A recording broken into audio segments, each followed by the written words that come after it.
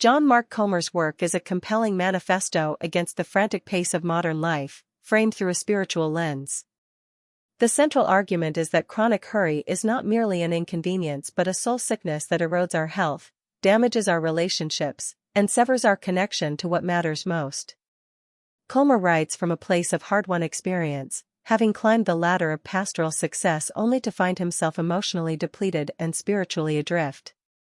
His realization that his busyness was making him a person he did not want to become sparked a radical life change, a step down from leadership of a megachurch to pastor a small community, a move that prioritized inner peace over external achievement.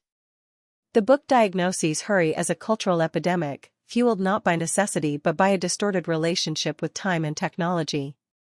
Comer traces how inventions like the mechanical clock and the electric light bulb severed us from natural rhythms, creating an artificial world where time is a commodity to be spent and saved.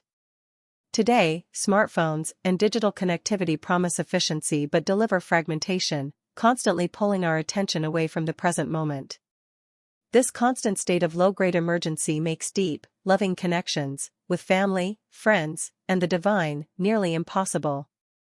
Love, patience, kindness, and joy cannot flourish in a heart perpetually in a rush. A crucial insight is that the solution is not simply to manage time better, as if it were a finite resource we could budget. The problem is deeper, it's a pathology of desire. We suffer from a fear of missing out that convinces us we must do and experience everything, ignoring our very human limitations. Comer argues that freedom comes not from expanding our capacity but from embracing our boundaries, accepting that we cannot be everywhere, do everything, or please everyone. True peace is found by making intentional choices within the constraints of our time, energy, and gifts, focusing on what is essential rather than what is merely urgent. The heart of the book offers a practical pathway out of hurry, modeled on the life of Jesus.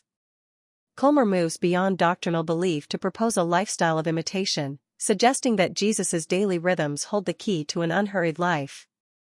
This is embodied through 4 key practices, presented not as rigid rules but as life-giving disciplines. The first is silence and solitude, creating daily spaces to step away from the noise of the world and the chatter of one's own mind. This is the foundational practice of disconnecting from inputs to reconnect with one's self and a sense of the sacred. The second practice is observing a weekly Sabbath, a full day of rest and worship.